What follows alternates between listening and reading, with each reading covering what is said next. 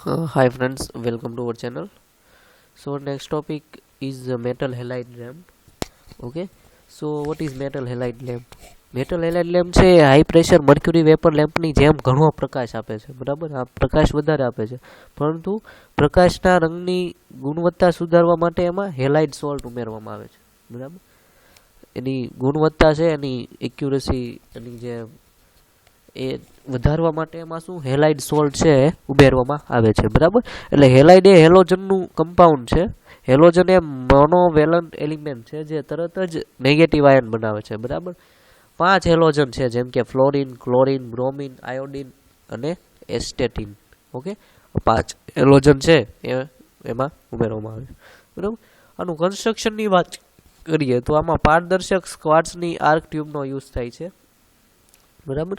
અને ક્વાર્ટ્ઝનો ઉપયોગ કરવામાં આવે છે કારણ કે એ હાઈ ટેમ્પરેચર તથા લેમ્પના ઓપરેશન દરમિયાન ઉત્પન્ન થતું જે હાઈ પ્રેશર છે એ સહન કરી શકે છે, બરાબર.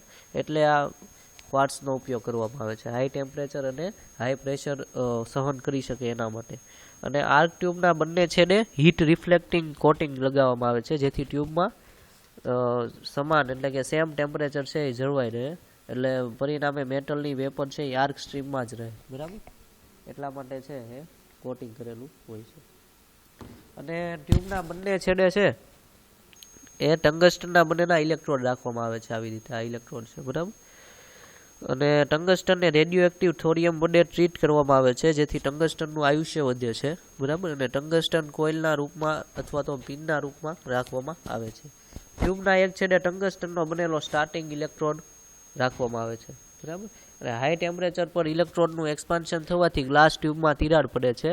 આ અટકાવવા માટે શું કરવાનું તો કે ઇલેક્ટ્રોડને ટ્યુબમાંથી મોલેબ્ડેનમના રોડ મારફત બહાર લાવવામાં આવે છે, કારણ કે હાઈ ટેમ્પરેચર પર મોલેબ્ડેનમ છે એક્સપાન્ડ થતું નથી, એટલે, બરાબર. તો આ મેટલ હેલાઇડ લેમ્પની રચના થઈ. અને ટ્યુબની અંદર મર્ક્યુરીનું એક ટીપું રાખવામાં આવે છે, ટીપું આર્ગોન વાયુ અને હેલાઇડ પણ રાખવામાં આવે છે, આવી રીતે. ઓકે.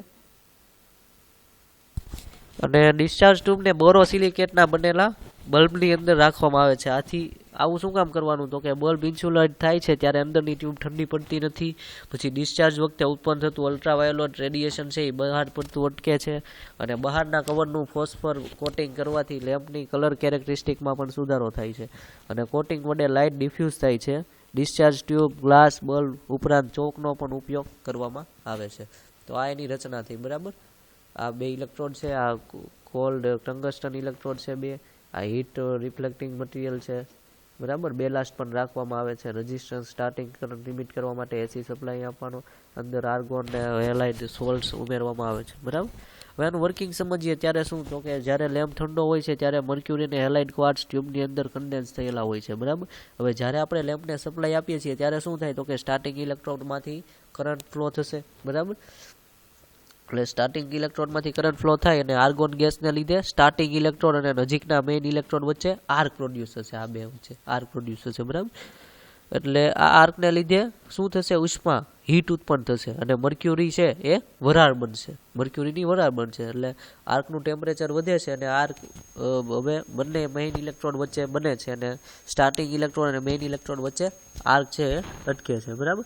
એટલે આર્કના હાઈ ટેમ્પરેચરને લીધે હેલાઇડ છે એનું વિભાજન, ડિસોસિએશન થાય છે. એટલે મેટલ એટમ આર્કમાંથી નીકળી ઠંડી જગ્યાએ જાય છે અને હેલોજન સાથે સંકળાય છે. એટલે લેમ્પ અત્યારે પૂર્ણ પ્રકાશિત થાય છે અને સફેદ પ્રકાશ આપણને જોવા મળે છે બહાર, બરાબર. તો આ મેટલ હેલાઇડ લેમ્પનું વર્કિંગ થયું. આના ફાયદા જોઈએ તો કે મર્ક્યુરી વેપર લેમ્પની સરખામણીમાં વધારે સફેદ પ્રકાશ આપે છે, બરાબર. પ્યોરલી છે એ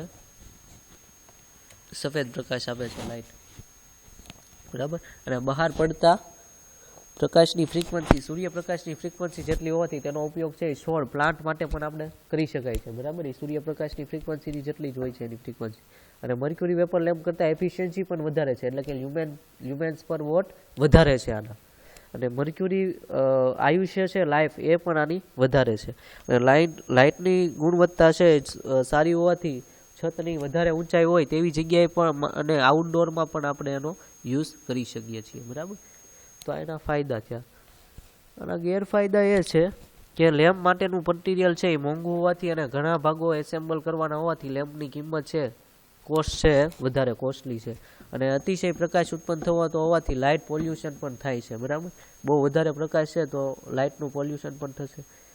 અને લાઇટની એફિશિયન્સી છે એ 65 લ્યુમેન પર વોટ મોટા લેમ્પ માટે હોય છે, મોટા લેમ્પ માટે, અને નાના લેમ્પ માટે 115 લ્યુમેન પર વોટ હોય છે. લેમ્પનું આયુષ્ય છે એ 20,000 કલાક. જ્યારે બેઝને ઊભો રાખવામાં આવે ત્યારે 20,000 કલાક હોય, અને જ્યારે લેમ્પને હોરિઝોન્ટલ માઉન્ટ કરવામાં આવે ત્યારે 10,000 કલાક હોય છે આની આયુષ્ય લાઈફ, બરાબર. આનો વોર્મ અપ સમય એટલે કે પૂરો પ્રકાશિત થવા માટે 1 થી 15 મિનિટ જેટલો સમય લાગે છે.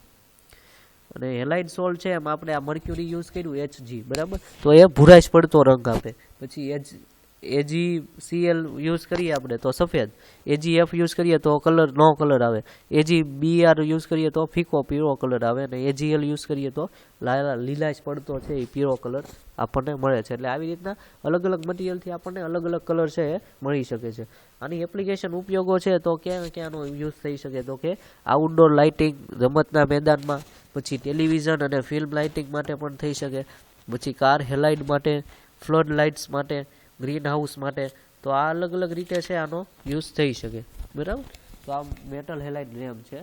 હવે other types of metal halide lamp જોઈએ, મેટલ હેલાઇડ લેમ્પના અલગ અલગ બીજા પ્રકાર જોઈએ તો કે ઓછા વોલ્ટેજવાળા MH લેમ્પ નાની ફ્લેશ લાઇટ માટે બનાવવામાં આવે છે, તેમાં પ્રેશર ઘણું વધારે હોય છે, બરાબર. પછી કાર હેડલાઇટ માટેના પણ લેમ્પ અલગ હોય. પછી HMI લેમ્પ એટલે કે હેલોજન મેટલ આયોડાઇડ લેમ્પ, તેનો ઉપયોગ છે ને એ ફોટોગ્રાફીમાં થાય છે, કારણ કે તેનો પ્રકાશ છે એ સૂર્યપ્રકાશ જેવો જ હોય છે, બરાબર. અને તેમાં ઇલેક્ટ્રોડ સળિયા આકારના હોય છે, અને હાઈ DC વોલ્ટેજ પર એનું વર્ક કરે છે. અને એનો ચોક બેલાસ છે એ વજનદાર હોય છે, અને તેની એફિશિયન્સી છે એ 90 લ્યુમેન પર વોટ જેટલી હોય છે. પછી બીજો લેમ્પ આવે short arc metal halide lamp. તો આ બલ્બનો વચ્ચેનો ભાગ છે એ ફૂલેલો હોય છે, અંદરનું પ્રેશર ઘણું વધારે હોય છે, એટલે એફિશિયન્સી છે એ 100 લ્યુમેન પર વોટ જેટલી હોય છે, અને તેમાં ડાયસ્પ્રોનિયમ આયોડાઇડ અને મર્ક્યુરીનો યુઝ કરવામાં આવે છે. પછી એક અલગ ટાઈપ છે LEP એટલે કે લાઇટ એમિટિંગ પ્લાઝમા લેમ્પ. તો એમાં છે ને હાઈ પ્રેશર ક્વાર્ટઝ બલ્બ હોય છે, અને ઇલેક્ટ્રોનનો યુઝ કરવામાં આવતો નથી એમાં, અને આનો આયુષ્ય છે એ વધારે હોય છે. તો આ અલગ અલગ પ્રકારના મેટલ હેલાઇડ લેમ્પ આપણે જોયા. કોઈને કાંઈ આમાં ક્વેશ્ચન હોય મેટલ હેલાઇડ લેમ્પમાં તો તમે મને ડાયરેક્ટલી કોન્ટેક્ટ કરી શકો છો. હવે આના પછીનો એક લાસ્ટ ટોપિક છે ઇલેક્ટ્રોનિક બેલાસ્ટ, જે આના પછીના વિડીયોમાં હું તમને સમજાવવાનો છું, અને પછી આપણું ચેપ્ટર છે એ કમ્પ્લીટ થાય છે, બરાબર છે.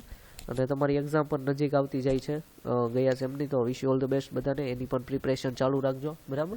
આ ફર્સ્ટ ચેપ્ટર કમ્પ્લીટ થાય પછી આપણે વિચારીએ કે એની ટેસ્ટ ક્યારે લઈએ એમ, બરાબર. એટલે આ પણ તૈયાર કરતા રહેજો. કોઈને કાંઈ ક્વેશ્ચન હોય આખા ચેપ્ટરમાં તો પણ તમે કહી શકો છો. Thank you.